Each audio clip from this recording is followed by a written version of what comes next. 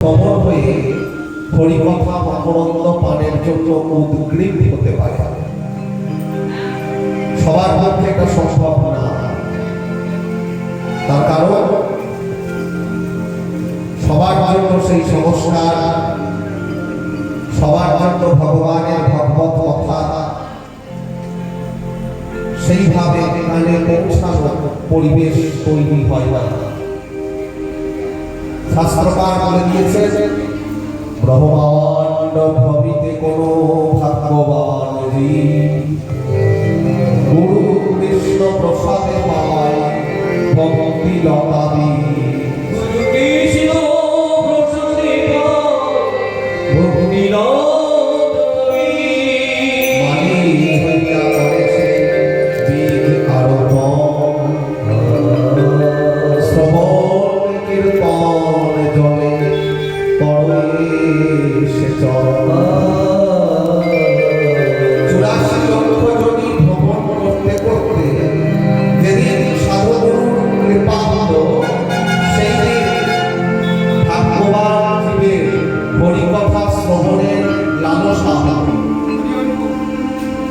আর হরিকথা শ্রবণের জন্য হৃদয়ের মধ্যে ভক্তিরূপ বীজ রোপিত হলো। বীজ রোপিত হলো, বীজ থেকে চারা উৎপন্ন হলো। তাতে যদি জল না ঢালি চারা বাঁচবে না।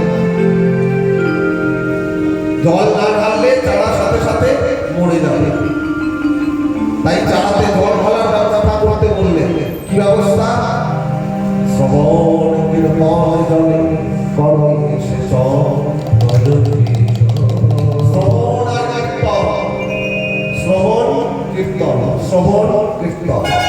এই দুটির দ্বারা সেই হৃদয়ের মধ্যে উৎপন্ন হওয়া ভক্তিরূপ চারাটাকে বাঁচিয়ে রাখা সম্ভব হওয়া, নচেত সম্ভব নয়। তাই যারা এসেছে তারা অত্যন্ত ভাগ্যবান। ধর্মরাজ মন্দির প্রাঙ্গণে শ্রী শ্রী ধর্মরাজের পূজা উদযাপিত হয়েছে। সাধারণত ধর্মরাজ বলতে আমরা সাধারণভাবে যমরাজকে বুঝে থাকি। ধর্মরাজ যিনি আমাদের ধর্মের হিসাব রাখেন, যিনি আমাদের ধর্মের বিধানকর্তা, যিনি আমাদের পাপ পুণ্যের বিচারক, সেই যমরাজকেই আমরা ধর্মরাজ বলে সাধারণত জানি। কিন্তু বৌদ্ধ সংস্কৃতির প্রভাব এই যে বৈশাখী পূর্ণিমা থেকে, বৈশাখী পূর্ণিমা, বুদ্ধ পূর্ণিমা গেল, জ্যৈষ্ঠী পূর্ণিমা, স্নান পূর্ণিমা এবং আষাঢ়ী পূর্ণিমা, গুরু পূর্ণিমা, এই তিনটি পূর্ণিমায় এই যে ধর্মরাজ পূজার আয়োজন হয়ে থাকে, ইনি সাধারণত গ্রামস্থ দেবতা, লৌকিক দেবতা হিসাবে আমাদের কাছে পূজা পেয়ে আসছেন।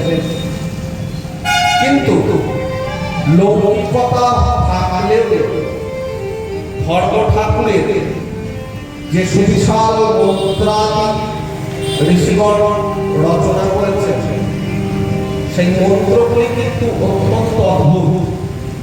কারণ তাকে বলা হলো তিনি ব্রহ্ম, বিষ্ণু, মহেশ্বরের শক্তি যুক্ত। একসাথে ত্রিশক্তি মিলিত হয়ে যে শক্তিটা উৎপন্ন হয় তিনি নিরঞ্জন। ধর্মরাজকে বলা হয়, এই যে ধর্মরাজের আমরা পূজা করি, তিনি নিরঞ্জন নামে অভিহিত। এই ধর্মরাজ কিন্তু সেই যমরাজ নয়। সাধারণত যমরাজ বলতে আমরা, ধর্মরাজ বলতে আমরা যমরাজকেই বুঝি। কিন্তু এই যে ধর্মরাজ, তিনি সাধারণত আমাদের গ্রামের যে লৌকিকতা আড়ালে তিনি পূজিত হয়ে আসছেন দীর্ঘদিন ব্যাপী। বৌদ্ধ সংস্কৃতির প্রভাবে এই দেবতাদের পূজা আমরা করে আসছি। শাস্ত্রকার বলছে, ওম কলি কলুষ জনা নির্গুণান কৃতিনা। বলি কলুষ জনা, বলির যে কলুষতা, বলির যে কালিমা, বলির যে পঙ্কিলতা, এই বলি আমাদেরকে প্রতিনিয়ত গ্রাস করছে। এই বলি অনুষ্ঠান নির্গুণান, যাকে সত্য যম এই ত্রিভুজ